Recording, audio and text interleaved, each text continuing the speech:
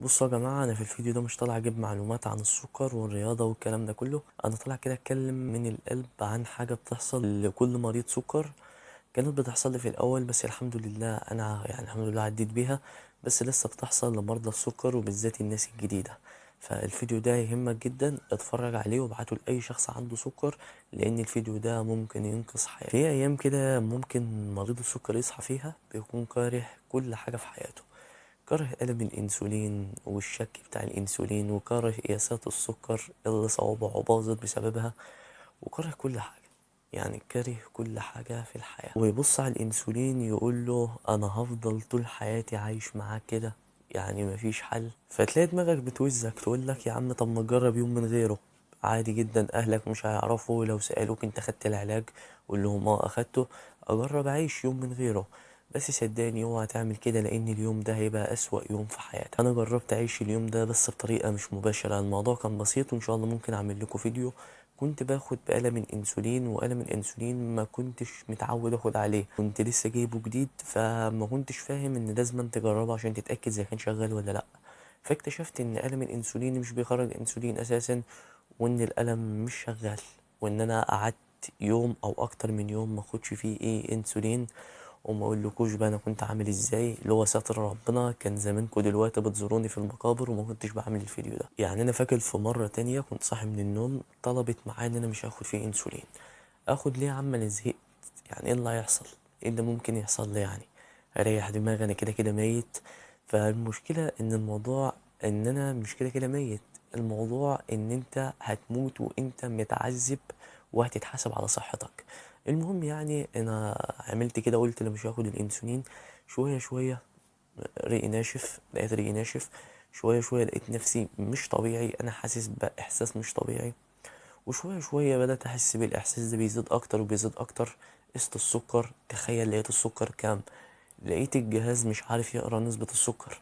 لقيته حاجة اسمها واحد هاي، او تبع انتوا بتسموها ايه، اللي هو الجهاز خلاص الجهاز عمل ايرور من كتر ما السكر عالي. يعني فوقتها فهمت ان الانسولين مش عقاب. الانسولين ده من احسن الحاجات اللي ممكن يكون الانسان اكتشفها.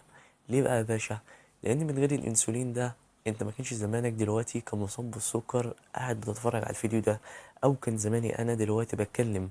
كان زماننا في حتة تانية. ابحث كان قبل الانسولين كان بيحصل ايه للناس وهتفهم. انا عارف ان انت اول ما بتصحى من النوم اول جرعة بتاخدها بتقول ياه ده اول جرعة، ده لسه اليوم طويل واخد جرعة اكتر، واحتمال السكر يعلى واحتمال السكر يوطى. بس ما تبصلهاش كده، بصلها ان كل جرعة هتاخدها هتقربك من ربنا، وان هي تبعدك عن المستشفى، هتبعدك عن الغيبوبة، هتبعدك ان اهلك يفضلوا قلقانين عليك طول العمر. محدش فينا اختار يكون عنده سكر. يعني محدش يتولد كده قال لا في اختيارات طب عنده سكر لا مش عنده سكر. محدش فينا اختار، لكن احنا اللي بنختار ازاي نتعايش معاه. ده ابتلاء من ربنا، ومع الوقت هتفهم ان دي احسن حاجة في حياتك. ودي حاجة انا اكتشفتها، ومش عارف ازاي ممكن اطلع احكي لكم عن القصة دي كده، ولا كده الفيديوهات مش بتجيب مشاهدات، فمش هبقى مشهور وكده. بس قصة فعلا فعلا ان السكر ده انقذ حياتي. ازاي السكر انقذ حياتك مش العكس؟ يعني السكر ده نهاية حياتك؟ لا، ده انقذ حياتي. انا من غير السكر ده كان زماني في حتة تانية. فمش في حتة تانية بطريقة احسن، لا في حتة تانية بطريقة اوحش. يعني هتفهم مع الوقت ان السكر ده احسن حاجة في حياتك.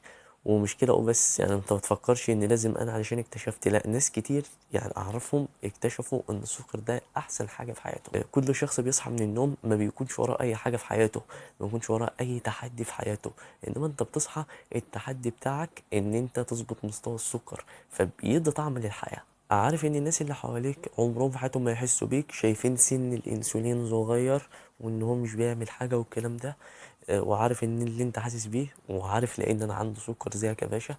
تمام، فاكيد انا عارف كل الكلام ده. بس صدقني مفيش حل غير ان انت تفهم ازاي تتعايش مع المرض. محدش هيحس بيك غيرك ايا كان هو مين. حتى انا ممكن ما اقدرش اكون حاسس باللي انت حاسس بيه 100%.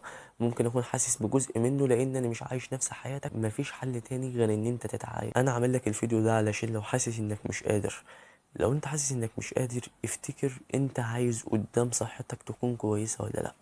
عايز تكون انسان صحتك كويسة، اب لعيالك، شخص كويس، شخص الناس تكون فخورة بيه. عايز تندم وتقول يا ريتني التزمت وظبطت حياتي، يحصل لي مشاكل ويحصل لي حاجات كتير. يعني ربنا لا يعرضك ليها ولا يعرضني ليها ولا يعرض اي شخص ليها. مفيش اي مانع انك تتعب تزهق، انت بني ادم عادي جدا، ممكن تتعب وممكن تزهق، ما انتش روبوت.